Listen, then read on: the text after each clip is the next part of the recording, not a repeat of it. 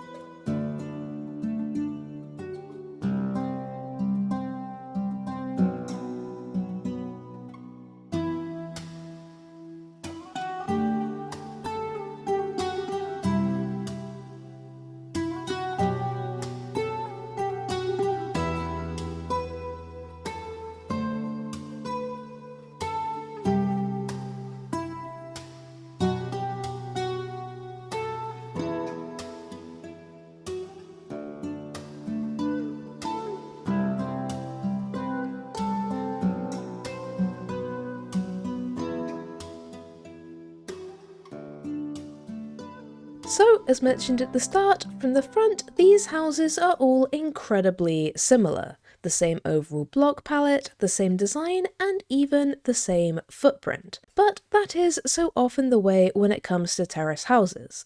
It's the small things that residents can change themselves that really start to bring character in. And so far, the homeowners have mostly used their front doors to show a bit of personality. But if we head over into the gardens, this is another place where the different families have started to differentiate themselves. So for this first house, either they aren't particularly gardeners or they've only recently moved in and haven't turned their attention outside yet. However, one thing I do love is the hedges and using the resin to kind of look like berry bushes. Being able to place resin on any block is so amazing, and I'm sure there are even cooler applications, but for now, these boundary bushes are pretty awesome. Then next door we have a family who love to sit outside and catch what sun they can.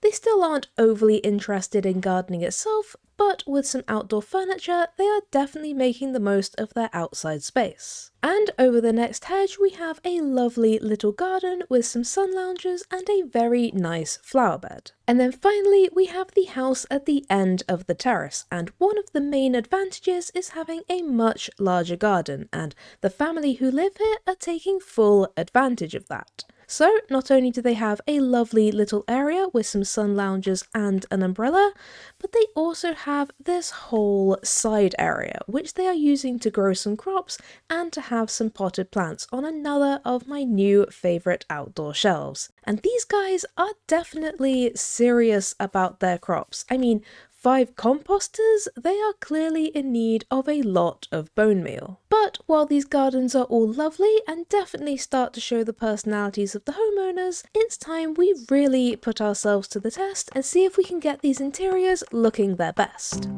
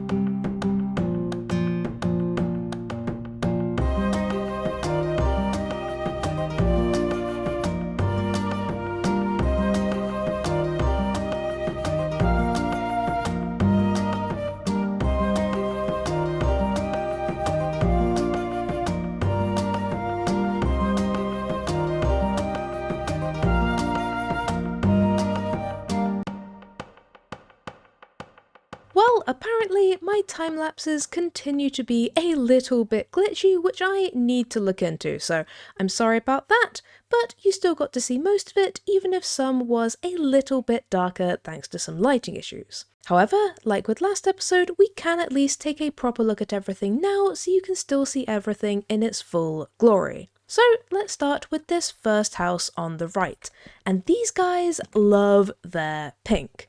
And if you remember from looking at their garden, the interior is definitely once again giving the impression that they've only just moved in. While they have a sofa and of course a lovely kitchen, it would seem most of their belongings are still in chests dotted around the house. However, when we come back into the bedrooms, I think they've probably unpacked the majority of these rooms, although I'm sure some of these chests have a few bits and bobs, maybe a rug or two, as well as their clothes and other more permanently stored belongings. And as you probably noticed in the time-lapse, I went with trapdoors as our walls for these bedrooms, and while in some ways it's not ideal, I do think it was a good choice in the end. If vertical slabs were an option, then I would obviously have gone for those, but trapdoors let us have a good amount of separation between the different rooms without taking up a ton of space, meaning that both of these bedrooms feel relatively roomy, and while the corridor out to the back door is quite thin, it's not too bad to navigate.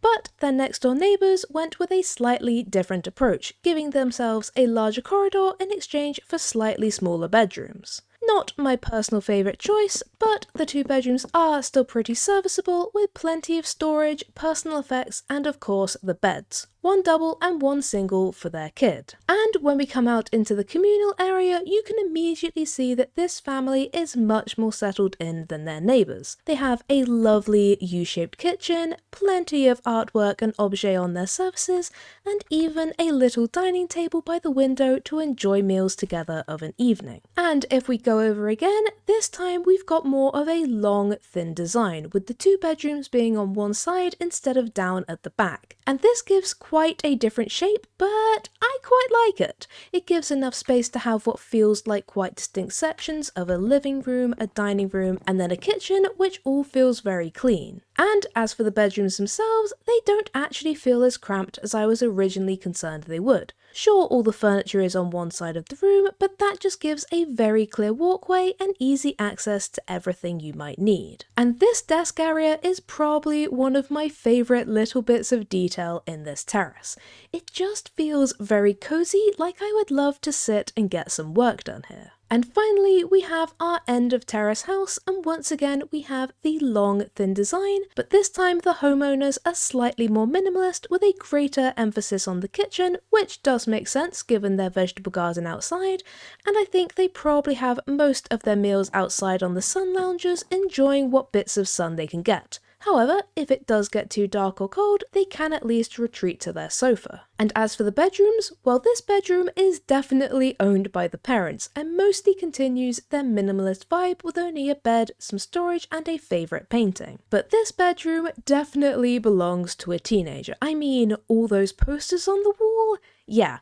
I don't think they're going to follow in their parents' minimalist footsteps. But with that is all our interiors, and while that was quite a lot of work, especially in the designing, I am very happy with all 4 of these interiors. I think this spruce one is probably my favourite thanks to the clean layout and the wonderful desk, but the warped house definitely has a warm feel to it, which I absolutely love. But on that note, I am going to leave this episode here, and like I said, I am very happy with how everything came out. And next episode, as you might expect, we are going to be tackling even more houses. So I hope you're ready for that. Until then, thank you guys for watching, I hope you have a great day, and I'll see you next time. Bye!